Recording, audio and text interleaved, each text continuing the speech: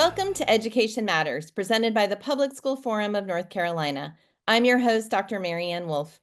In today's episode, we will meet teachers who received the Bright Ideas Grant to implement hands-on learning experiences for students in their classrooms. We'll also hear from Wake Electric, a member of the North Carolina Electric Cooperatives, on the importance of this program for teachers and students. Today, we are joined by Whitney Williams, a second grade teacher from Grady Brown Elementary School in Orange County, Christopher Hicks, an agriculture teacher in Lakewood High School in Sampson County, and Maria De Pedro, communications assistant at Wake Electric Membership Corporation. We're so glad you are all here to join us. We're so pleased today to get a chance to talk with you. You inspired me when I got to hear your stories and what you're doing recently, and we want to make sure our listeners across the state get a chance to as well. So I'd love to start, Whitney, with you on what inspired you to apply for the Bright Ideas Grant initially. So the story of the inspiration is a little bit of a funny one. We already had our garden and our nature trail on campus. Both of the spaces just being a little bit neglected, especially coming back from the COVID pandemic. And one of my coworkers was really nagging me to ask the PTA for money for a hose. And I was like, I don't know. I know the PTA is kind of hurting after COVID. Like they haven't been able to do their normal fundraising. I was like, I feel bad, like asking for a hose. And so that is kind of what kind of sought out some of our ideas about improving the spaces that have kind of been neglected on our campus. And so it really goes back to the hose. I have to thank the hose. You know, it's really about ease of use with our students in elementary school. If a teacher wants to go out there for their science block, you know, they may only have 30 minutes for science block. So it's all about the ease of use and being able to do it quickly and easily with students and really being able to put the tools in their hands. So yeah, got a shout out to the hose for the inspiration there. And Whitney, can you tell us a little bit about your project? I love hearing how it all started, but would love to hear a little more about it specifically. Yes. So one of my favorite things about winning this grant, I won it for the third year in a row this year, is that I've really been able to build on my ideas. So, you know, that idea kind of just started with, we need a hose.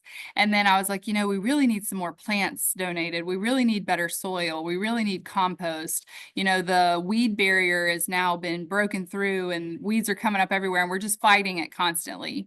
And so kind of with that grant in my back pocket, I had the confidence to kind of go and seek out some community partners and say, hey, you know, like our garden at school is really suffering. Would you be able to donate any plants to us? Or hearing that some of the members of our school community, like parents and family members, have landscaping businesses, you know, it really got my confidence to kind of reach out to some of those people. And so my grant money went a lot farther than I expected because I received donations and then I was able to use that grant money to get all kinds of things, garden tools, garden soil, plants, bird seed, you know, everything that's just making it more easy for teachers to just get out there and do. And so I'm very thankful. Like I said, too, we also have a nature trail on our campus that had just been overgrown and kind of overrun. And last year we were able to have some hired landscaping help that really did the expert job of clearing out some invasive species and putting down new gravel on the trail. So again, it's just all about that ease of use for teachers and for students. And one last question, Whitney. Can you talk a little bit about the impact this has had on your classroom and students? And it sounds like other classrooms and students too. So the space was really daunting, not just for myself. I am no expert gardener. Let me make that clear. The space was very daunting for teachers. You know, we wanted to get outside. We wanted to build experiences for our students. We wanted it to be, you know, a good space to be able to learn about our standards in an authentic way, in a hands-on way. But it was really intimidating when it's like, okay, it's going to take me a whole class period to weed the garden first, or, you know, then I have to go get the soil, or, you know, that it was just becoming such a time consuming thing that it was really taking away from the standards and the learning that we wanted to happen out there. And so on Earth Day every year, that's kind of been our big reopening ceremony. The first year, my students and the rest of the second grade team led kind of what we had done with the garden by attracting native species with the pollinator garden. And they really had the opportunity to kind of lead in the school, and all of the classrooms from the school came and kind of participated in that reopening of the garden for Earth Day. And then last year, a similar thing where it was led by teachers, and all the teachers in the school participated to walk the nature trail. And again, just, kind of putting those tools into teachers and students' hands, and celebrating all of that on Earth Day each year. So looking forward to Earth Day 2025. Wonderful. And Chris, I'd love to hear a little bit about what inspired you, but also tell us about your project and what it's meant for kids. Absolutely. So we were lucky this year. Bright Ideas funded two projects. The first is for an on-campus poultry production area. So students have already gotten pretty knee deep in that work, and so they are producing broilers that will then be processed, and then we're giving the fresh poultry products to local food pantries. And so they've already started that. We got 25 birds under production right now. The second project that we got funded was to start an on-campus vineyard. We've started that a little bit. We'll be able to do a lot more with it as we move into the warm season next spring, in terms of production of grapes and things like that. The inspiration for this project, I've received a lot of Bright Ideas grants before, and so most of the time these ideas come from my students, and so I've been very amazed with the ideas they come up with when they enter the classroom. And we kind of, every year I start with surveys in the beginning and find out what they're interested in. And even though we're located in rural Sampson County, you would be amazed at the students that have never worked with the earth or worked with animals. And so, I find it a unique opportunity. And a lot of people ask me where I come up with these crazy ideas sometimes. I'm like, it's the kids. I mean, we start conversations and I keep a list. I mean, South River EMC is my local branch, and so they allow us to submit unlimited project ideas. And so every year I usually submit 7 to 8 just because the kids have so many good ideas. So those are our projects, and so the kids really benefit a lot from that. They're getting hands-on skills that apply to the curriculum that they're learning. And so for me as an agriculture teacher and FFA advisor, that's the beauty of my class, is that these students aren't just sitting in front of a whiteboard all day or anything like that. They get to apply the knowledge that they're learning. And so it recruits a lot of kids into our program. Well, I love your student focus and hearing the impact already. And I'd love to turn to Maria and learn a little bit more about the Bright Ideas program and why it's so meaningful to your electric cooperative, but also the others across the state. So the Bright Ideas program, we have to go all the way back. We're currently in the 30th year. So back in 1994 in Supply, North Carolina, Brunswick Electric, one of our electric cooperatives, is based down there. And an employee, Miss Judy Gore, was in her local Kmart and was checking out behind a local teacher who was getting supplies for her classroom. And then she realized really quickly that the teacher was paying for these supplies out of her own pocket. She got to talking with her and found out that this teacher was not alone in doing this. In fact, many other teachers in the area were having to do the same thing. So Ms. Gore went back to Brunswick and said, we have to do something about this. And they made the Bright Ideas Grant Program. And that year, all 26 electric co-ops also brought it home. So even at Wake Electric, this is something we've been doing from the origin. So we've been doing this now 30 years. Each year we get about 50,000 when it comes to contributions. So that is all added up. I think we're currently at 1.2 million just at Wake Electric over the 30 years. So that's a good amount of change that we've invested. And then when you look at it holistically, I think it's well up there. Thank you so much. And that is such an impressive amount. And I know listening to both Whitney and Chris here, we just hear their enthusiasm. And I wonder if you can talk a little bit about what that experience means to you, that you're able to provide those hands-on learning opportunities for kids and your teaching, because you each are very dedicated and do a lot for your kids. So I'd love to hear a little more about that. Whitney?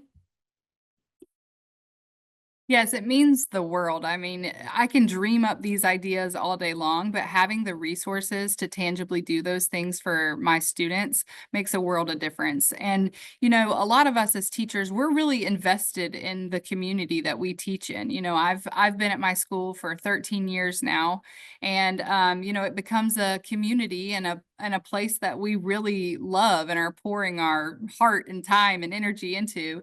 And so to know that we have community partners who are also, funding public education, they say it takes a village, and it's true. We want our schools to be a great place to learn and grow, so students are, being contributing members of society in a positive way. We are all setting them up for success, for an ultimate goal of making, our world a better place to live in. So having these relationships where everybody's kind of invested in the community really means a lot. Chris? The community support is probably the number one factor in the success of our program. And school funding varies from year to year, and you never know what kind of budget you may get. And Bright Ideas for us is consistent, and we know that with the effort that they're going to help provide funding for our projects. So that's been good for us. I think for students as well, it's important for them to see their community investing in them. And so, most of my students get power from the EMC, and so for them to know that they're supporting them really, makes a difference. And so talking with community members, one of the number one issues that they're facing is that they need people to stay locally. And I think by investing in our local students, that's what's going to happen, is that they're going to think about sticking around now. So Thank you so much. We'll return after the break with more from these wonderful guests.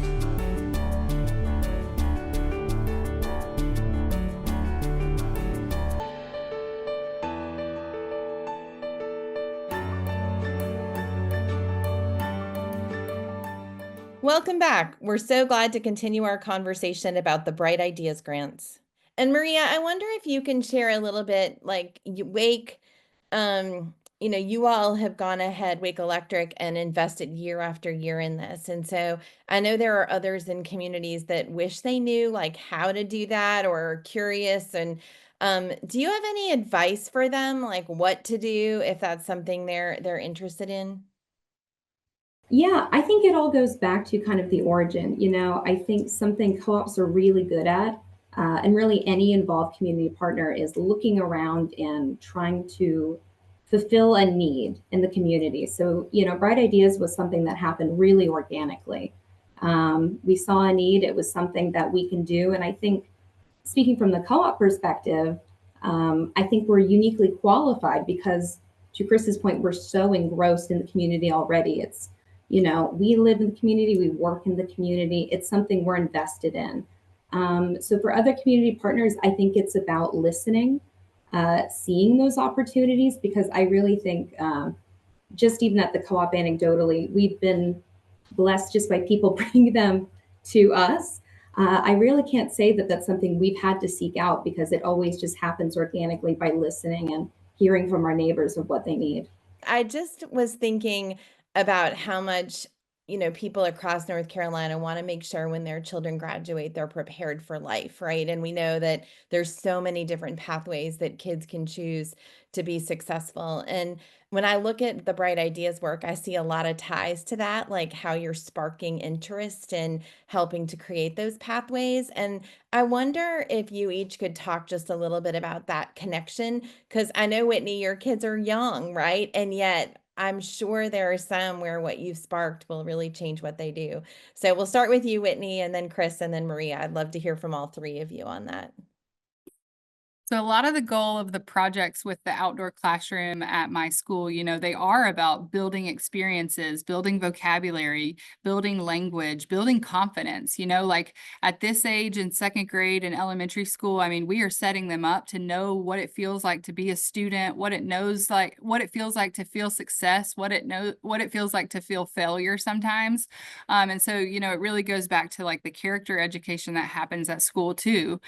So when we're thinking about setting them them up for some success. It's not just academics, which of course is very important, but it's also communication, and it's also personal relationships, and it's perseverance, and some of those like self skills that are so important. And so the Bright Ideas Grant, when you're able to like think creatively about how to engage some of these students, how to give them a new experience that they've never had before, you're really building them up for success, giving them, a bigger background knowledge. And so that's what I appreciate the most about the Bright Ideas Grant, is just being able to give those experiences to my students. I think I gave the example when we talked earlier that a lot of times when we prompt students to write about a personal experience, they don't think they have one that's worthy of writing. And so to kind of give that experience to them and say, all right, like, I know that you've got good experiences because we've done them together now. And so again, just building that experience and language for them to really set them up for success. Wonderful. Chris?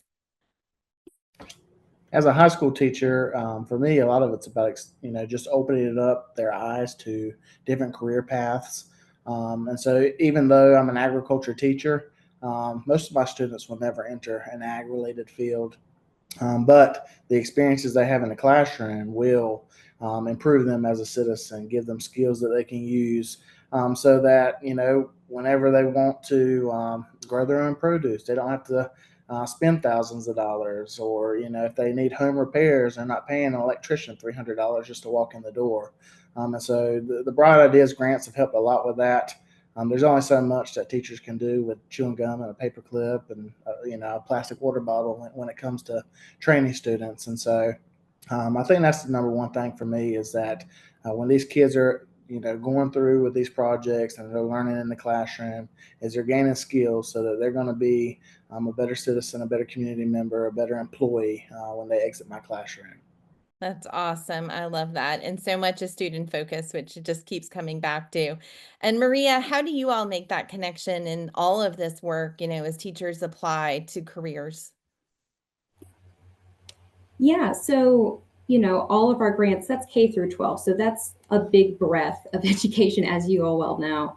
So we see all types of different grants, and some of them can be things, that maybe it's just sparking confidence, which I think from the co-op perspective, I think if students leave after these projects and just have the curiosity and bring that back into the community, I think that is a win regardless.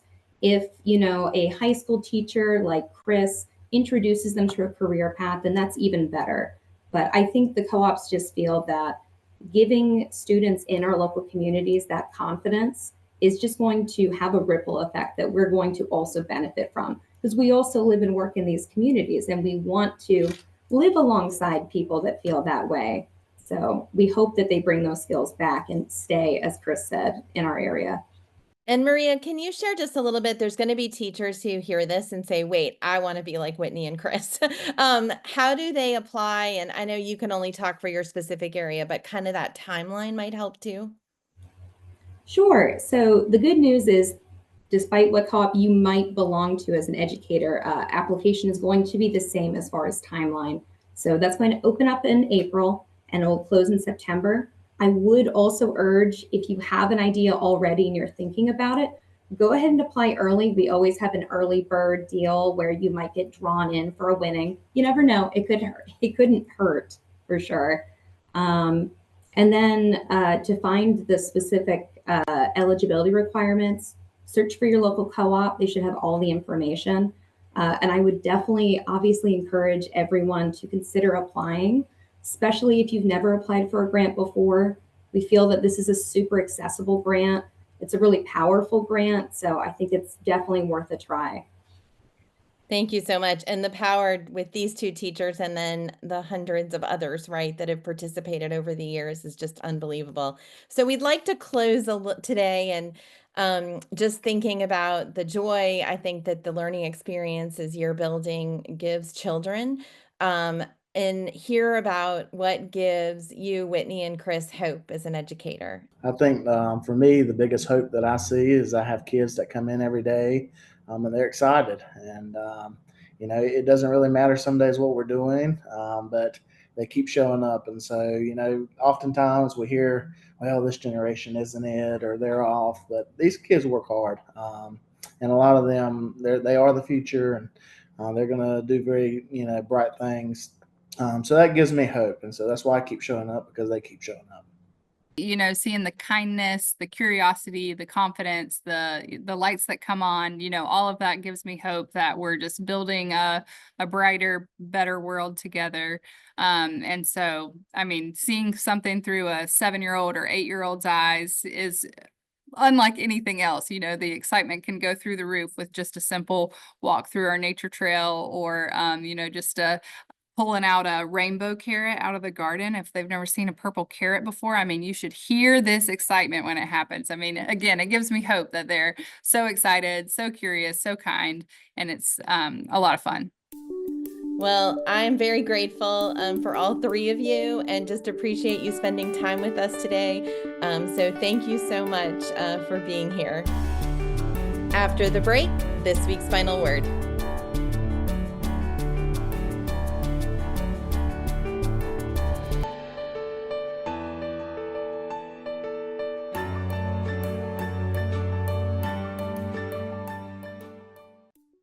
Last month, over 100 educators were celebrated at the annual Bright Ideas Luncheon. The Bright Ideas program was started by the North Carolina Electric Cooperatives 30 years ago, with each of the state's 26 local electric cooperatives selecting winners from across our 100 counties each year.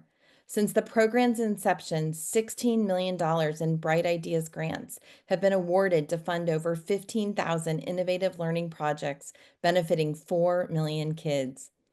Several of the educators who received funds this year have been awardees in the past, including Whitney Williams and Christopher Hicks. Williams initially applied for Bright Ideas grant in 2020 and has since received 3 grants that have been used to support her school's outdoor classroom featuring a garden and nature trail. Hicks has received 9 grants, which he's received along with partnerships with local businesses for multiple projects, including establishing a vineyard where students can learn to grow, harvest, and process grapes into a usable product, as well as learning what varieties do well in their region. Innovative teaching practices such as these benefit both students and educators in various ways. For educators, the ability to implement creative teaching practices can increase job satisfaction by allowing them to feel empowered and fulfilled in their roles, while also strengthening connections with students. Building those connections with educators and learning in creative ways can help students to be more engaged and allow them to explore and develop a variety of skills while also meeting their standards. Maybe most importantly, innovation breeds hope. Innovative practices can greatly shape what students see as possible for their future. Education as a whole is meant to give students the tools they need for the future. For our education system to be successful, we have to give students opportunities to imagine the endless possibilities before them and the resources necessary for them to thrive. This can't happen through continued disinvestment. North Carolina's public schools serve the vast majority of children and families in our state. So if we want to look at the future of North Carolina, we can simply look at our local public schools. Unfortunately, far too many of our districts have had to struggle to meet the needs of their students. Teacher vacancies, lack of support staff, and facility issues, all of which can be attributed to disinvestment, make it harder for schools to adequately serve students. In this season of optimism, I encourage you to imagine local public schools in North Carolina without those obstacles. With an educator workforce that is well prepared, diverse, and respected as professionals, the resources to meet every family's needs, and access to unique and exciting learning opportunities, our local public schools can help every child in North Carolina envision a successful future and prepare them to achieve those futures within flourishing communities. This holiday season, the Public School Forum team is filled with hope for what's possible for North Carolina's children. Together, we can give them the future they deserve. Thank you for taking time with us to think and learn about education. That's all for today, and we'll see you next week.